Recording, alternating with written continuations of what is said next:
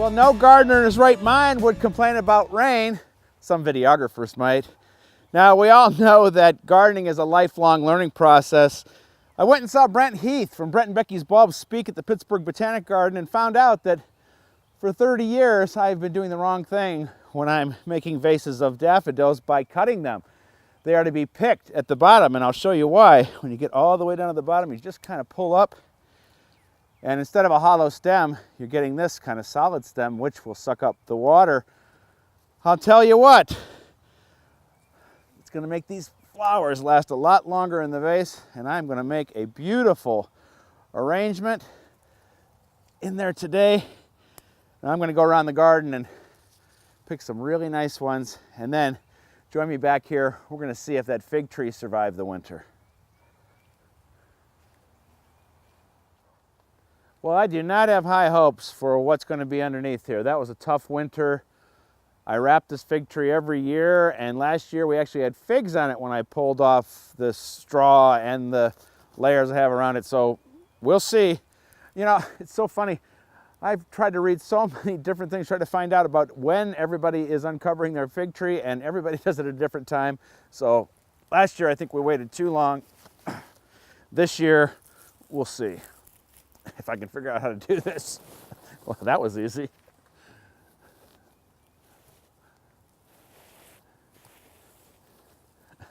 I feel like a magician.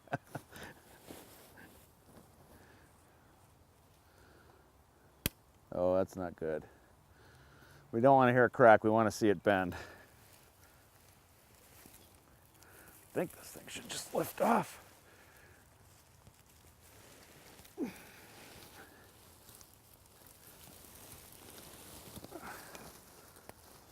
All right.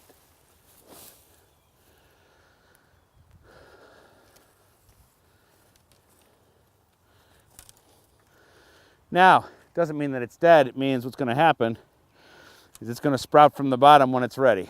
So I'm going to go get my pruning saw and take it down, and we'll just hope for the best that we'll get figs this year.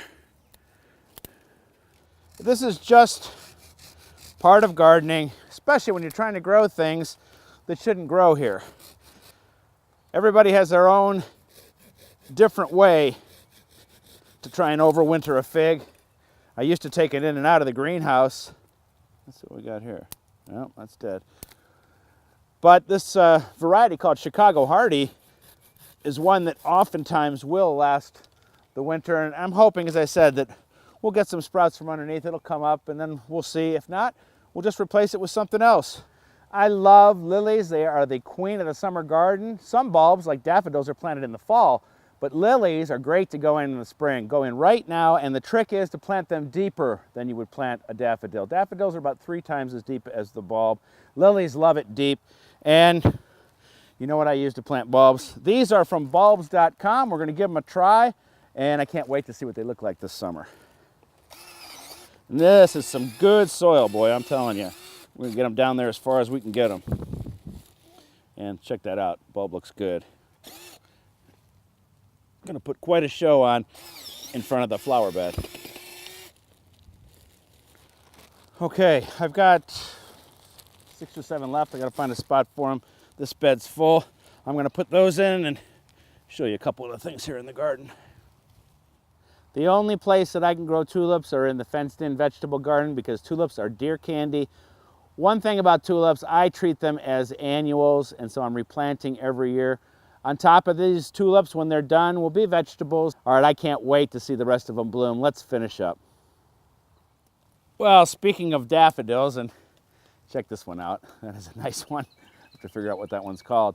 I've got a story at Everybody Gardens that you've got to see. It's about Joseph Ham's Daffodil Hortus in Washington County. It is one of the greatest collections of blooming daffodils in Pennsylvania, and you can go see it for free. Learn all about it at everybodygardens.com. Until next week. Oh, I've probably got 200 or 300 more of these to pick to make a nice vase for the inside. We'll see you then.